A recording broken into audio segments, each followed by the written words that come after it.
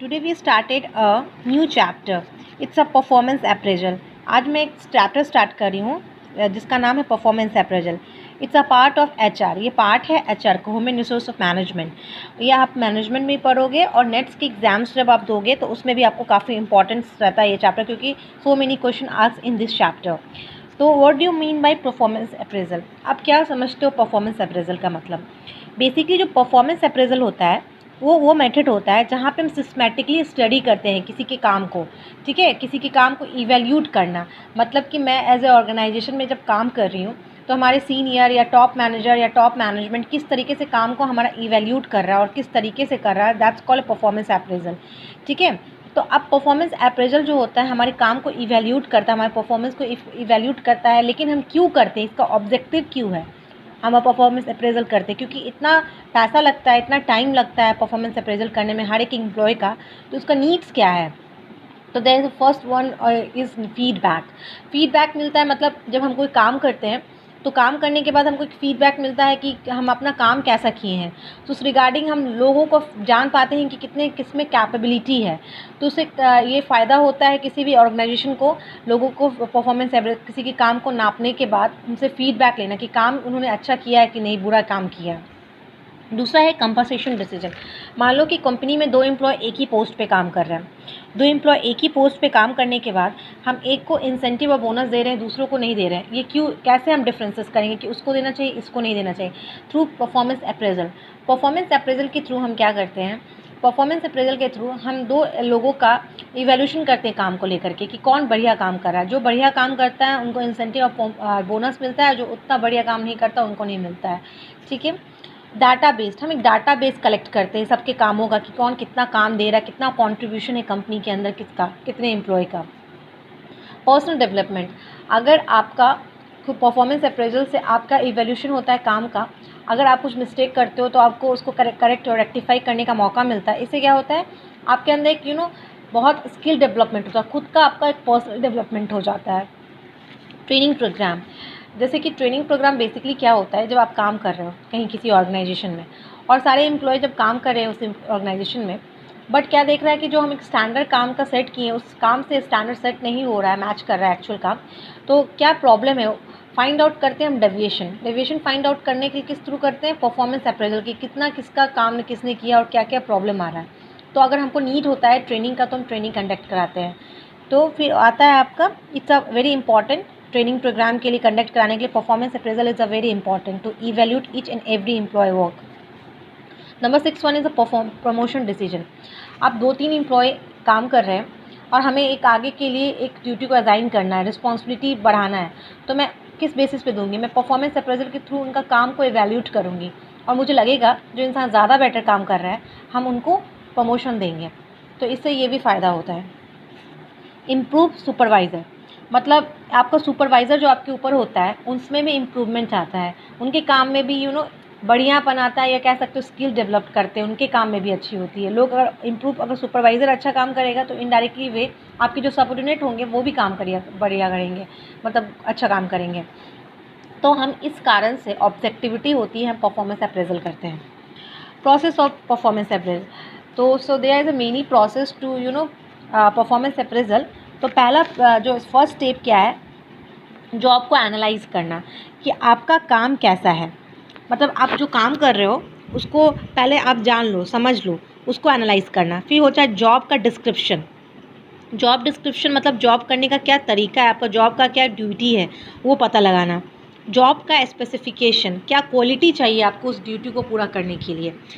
फिर होता है सेकंड स्टेप, जब हम जॉब के बारे में पूरी तरीके से स्टडी कर लेते हैं, दूसरा स्टेप होता है establish the stand up performance.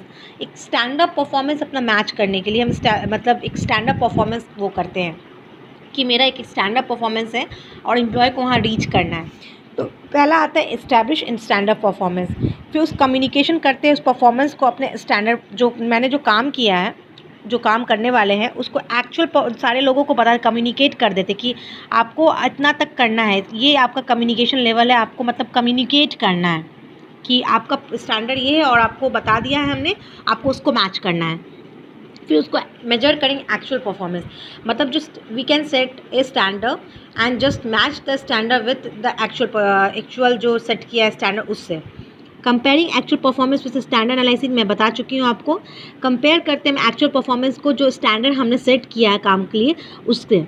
फिर इंसिस्टिंग द करेक्टिव एक्शन, अगर if there is a deviation find out we will take the some initiative action regarding the regarding the job.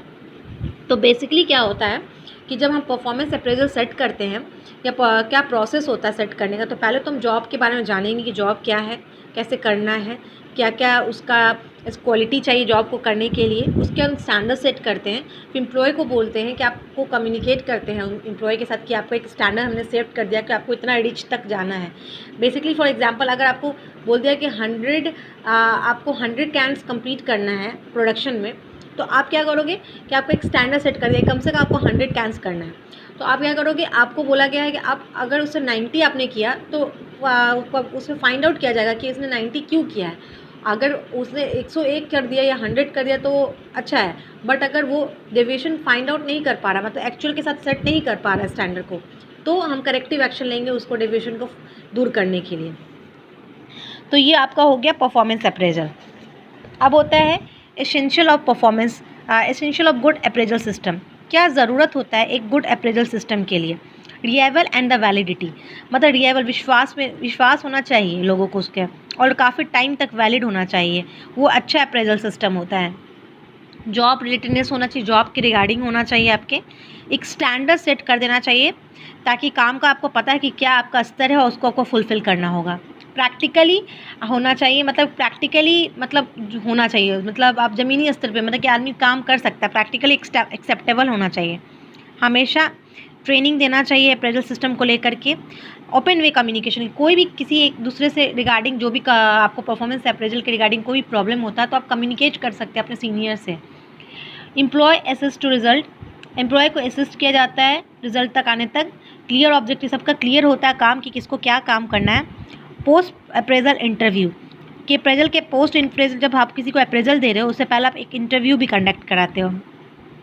और एक पीरियडिकल इंटरव्यू होता है। Periodical मतलब होता है हमेशा समय समय पे इंटरव्यू लेता है। अगर किसी का परफॉर्मेंस को आपको नापना है, ये नहीं कि आपने एक स्टैंडर्ड सेट कर दिया और स्टैंडर्ड सेट करने के बाद आप उसके एक्चुअल काम कर रहा है उसको फाइंड आउट करो कि हाँ मैच कर रहा है कि नहीं। आपको बीच बीच में इंटरव्यू भी लेना होगा अपने एम्प्लॉय के साथ, उनको देखना होगा, उनसे बात करना होगा, कम्युनिकेट करना होगा कि अगर उनमें कुछ प्रॉब्लम्स आ रहा है तो उसको शॉर्ट आउट करना होगा उनके काम करने के लिए। फिर होता है नॉन विंडिक्ट इन नेचर, उनको बदला नहीं जा सकता। अगर मैंने एक परफॉर्मेंस अप्रेजल सेट कर दिया है तो उसको बार बार बदलिए मत। तो ये सब एसेंशियल, अगर कुछ अप्रेजल सिस्टम अपने कंपनी में डालना चाहते हो तो these are the some features of good essential system. तो आज के लेक्चर में मैं आपको बस परफॉर्मेंस अप्रेजल के लिए इतना ही बताऊंगी। There is a next topic जो होगा वो method of technique of performance appraisal होगा, वो काफ़ी बड़ा चैप्टर है, तो आपको मैं अगले नेक्स्ट क्लास में बताऊँगी। तो please stay tuned method of my channel Nikita Chaudhary, and please share this YouTube channel more. Thank you so much.